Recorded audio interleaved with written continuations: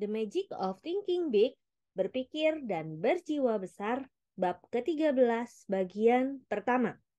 Cara berpikir seperti pemimpin. Ingatkan diri Anda sekali lagi bahwa Anda tidak diangkat untuk menggapai tingkat kesuksesan yang lebih tinggi. Namun, Anda dipilih untuk meraih kesuksesan oleh orang-orang yang menjadi rekan kerja atau bawahan Anda. Merengkuh tingkat kesuksesan yang tinggi memerlukan dukungan dan kerjasama orang lain. Dan Anda pun memerlukan keahlian sebagai pemimpin agar mendapat dukungan dan kerjasama orang lain tersebut. Kesuksesan dan kemampuan memimpin orang lain, yaitu meminta mereka menjalankan tugas yang akan mereka hindari seandainya mereka tidak diarahkan, akan berjalan selaras. Prinsip-prinsip pendulang kesuksesan yang dijelaskan dalam bab-bab terdahulu adalah sarana berharga yang membimbing Anda mengembangkan kapasitas kepemimpinan. Pada bab ini, Anda akan menguasai 4 aturan atau prinsip khusus kepemimpinan yang membuat orang lain mematuhi perintah Anda dalam ruangan eksekutif, bisnis, klub sosial, rumah, dan dimanapun. Berikut adalah 4 aturan atau prinsip kepemimpinan yang dimaksud. Kesatu, bertukar pikiranlah dengan orang lain yang ingin Anda pengaruhi. Kedua, pikirkan bagaimana cara menangani hal ini dengan manusiawi. Ketiga, pikirkan, yakini, dan doronglah kemajuan. Keempat, luangkan waktu untuk merenung dan membuka kekuatan berpikir utama Anda. Aturan-aturan di atas, jika dipraktekkan, akan membuahkan hasil bagi Anda.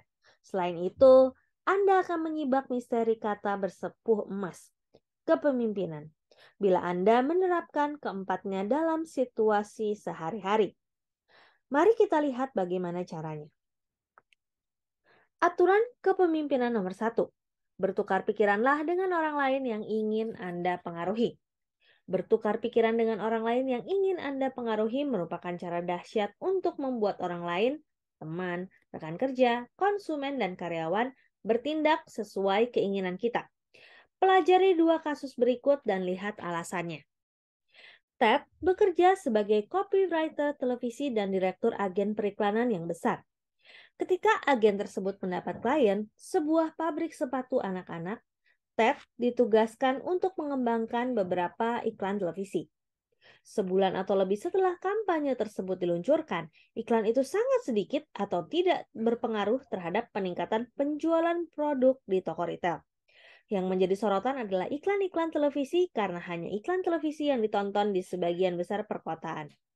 Melalui riset penonton acara televisi, perusahaan mendapati sekitar 4% penonton berpendapat iklan itu hebat, bahkan salah satu iklan terbaik. Sisa 96% penonton bersikap masa bodoh terhadap iklan itu, bahkan merasa tidak puas. Ratusan komentar seperti ini terlontar. Ini sinting. Irama iklannya terdengar seperti band New Orleans pukul 3 pagi. Anak-anak saya suka menonton sebagian besar iklan televisi, tapi ketika iklan sepatu itu muncul, mereka bersembunyi di kamar mandi atau di balik kulkas. Saya rasa iklan itu terlalu belagu. Iklan tersebut kelihatan sok cerdas. Fakta yang menarik pun terkuak ketika seluruh hasil wawancara dikumpulkan dan dianalisis. Kelompok 4% yang menyukai iklan itu adalah orang-orang yang setara dengan Ted dalam penghasilan, pendidikan, pengalaman, dan minat. Sisa kelompok 96% adalah mereka yang jauh berbeda dalam kelas sosial ekonomi. Iklan-iklan Ted yang mahal itu gagal karena Ted hanya memikirkan iklan itu dari sudut pandang minatnya. Ted mempersiapkan iklan dari sudut pandangnya, andai ia membeli sepatu, bukan dari sudut pandang mayoritas masyarakat. Ted mengembangkan iklan yang memuaskan harapan pribadinya, bukan iklan yang memuaskan harapan masyarakat. Hasil iklan tersebut akan sangat berbeda andai Ted berpikir dari sudut pandang masyarakat lain dan menanyakan 2 pertanyaan berikut kepada dirinya. Andai saya seorang ayah, iklan macam apa yang akan membuat saya membeli sepatu itu? Andai saya seorang bocah, iklan macam apa yang membuat saya meminta sepatu tersebut kepada ayah dan ibu? Alasan Joan gagal dalam penjualan retail. Joan adalah gadis berusia 24 tahun yang menarik, berpendidikan tinggi dan cerdas. Sesudah lulus dari perguruan tinggi, Joan bekerja sebagai asisten pembelian barang siap pakai di supermarket bagi kalangan menengah ke bawah. Ia banyak menerima surat rekomendasi. Joan mempunyai ambisi, bakat, dan antusiasme. Begitu bunyi sebuah surat rekomendasi. Ia pasti akan sukses luar biasa. Namun, Joan tidak sukses luar biasa. Joan hanya bertahan di sana selama 8 bulan, kemudian mengundurkan diri untuk bekerja di tempat lain. Saya mengenal atasannya dengan baik dan suatu hari saya bertanya kepadanya apa yang terjadi. Joan adalah gadis yang baik serta berkualitas, katanya. Namun ia mempunyai satu kelemahan utama. Apa itu? Tanya saya. Nah, Joan selalu membeli barang-barang yang disukainya, tapi tidak disukai konsumen. Ia memilih gaya, warna, bahan, dan harga yang disukainya tanpa melihat dari sudut pandang orang yang berbelanja di sini. Ketika saya berkata kepada Joan bahwa pilihannya mungkin tidak tepat, ia menjawab, "Oh, pelanggan akan menyukainya. Saya juga suka. Saya rasa barang-barang ini akan cepat terjual." Joan dibesarkan dalam keluarga berada. Ia dididik untuk mengutamakan kualitas belaka. Harga bukanlah hal penting baginya. Joan hanya kurang mampu memahami sudut pandang kalangan menengah ke bawah. Jadi, barang yang dibelinya tidak tepat. Kesimpulannya, Anda harus melihat segala sesuatu dari sudut pandang orang lain sebelum Anda meminta mereka melakukan keinginan Anda. Ketika Anda bertukar pikiran, rahasia memengaruhi mereka secara efektif akan muncul dengan sendirinya. Seorang teman tenaga penjualan bercerita bahwa dirinya meluangkan banyak waktu untuk menduga-duga reaksi prospek terhadap presentasinya sebelum ia maju berpresentasi. Bertukar pikiran dengan para peserta akan membantu sang pembicara merancang bahan pembicaraan yang tegas dan menarik. Bertukar pikiran dengan karyawan akan membantu sang supervisor menyampaikan instruksi efektif yang mudah dicerna. Seorang eksekutif kredit yang masih muda menjelaskan bagaimana teknik yang diterapkannya membuahkan hasil baginya. Ketika saya diterima bekerja di toko ini, yang merupakan usaha kecil dan menengah berkecimpung dalam bisnis pakaian, sebagai asisten manajer kredit, saya bertugas menangani korespondensi penagihan.